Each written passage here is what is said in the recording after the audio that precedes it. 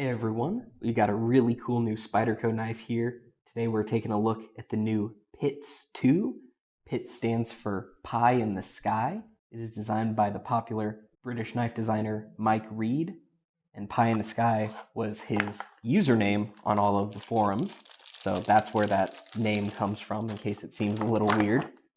Now, the very cool thing about the PITS and now the PITS 2 is that they are part of Spyderco's SLIPIT series, which is slip joints or non-locking folders.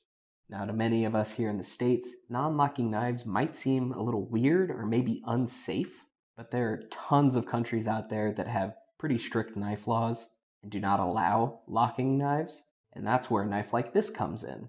You really don't have to worry about the safety of this one, because before we talk too much about anything else, I just want to show you that, yeah, that can close, but with that front choil there, as long as you're choked up, it's not going to close. Like, I'm pushing pretty hard.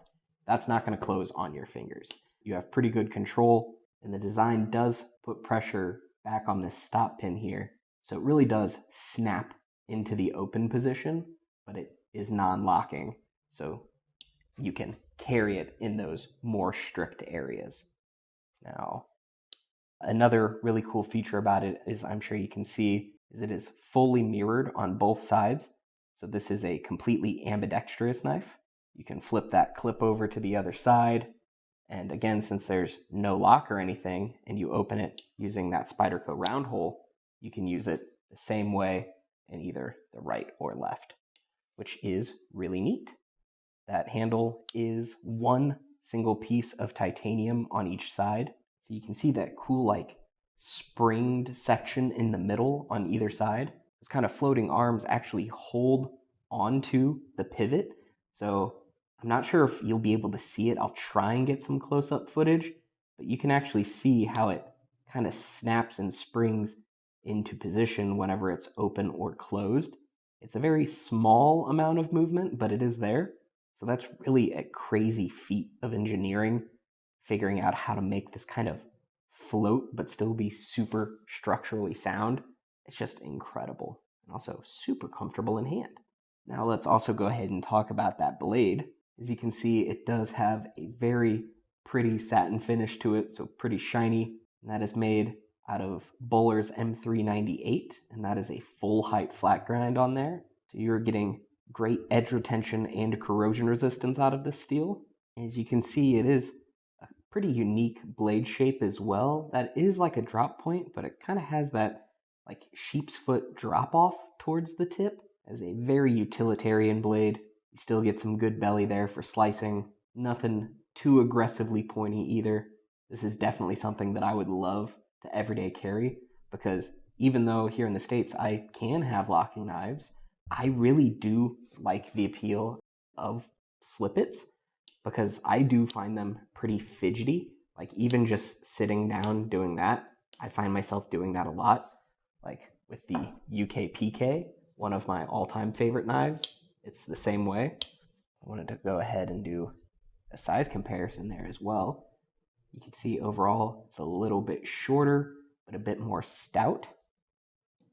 And also wanted to bring in a native 5. You can see the native 5 is quite a bit bigger. But if I bring it up to where those choils end, you can see that you get pretty much the exact same amount of cutting edge, which I'll also go ahead and bring in a ruler to show you exactly what that is. Let's see here. Overall, that blade's a bit shy of 3 inches, but I'll go ahead and say that the blade length is about 2 3/4, with a cutting edge right at about 2.5 inches. And then overall, you're just a bit shy of 6.5 inches long. So that's pretty cool. And I also wanted to go ahead and lastly bring in a scale here to show you the weight of it. So again, it is full tie.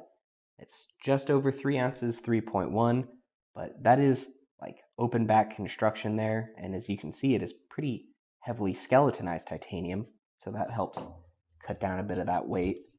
Like, GPK isn't going to be a great example because it's very lightweight. So yeah, it's not quite.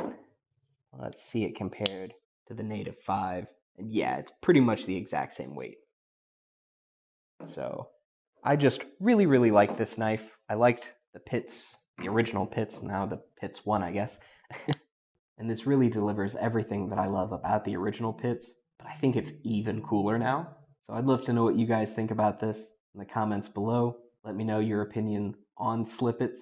And as always, if you do want to pick one of these up or just read more about it, there are links down in the description box below. They'll take you on over to gpknives.com. But before you head over, don't forget to like and subscribe. Thank you so much for watching, and stay sharp.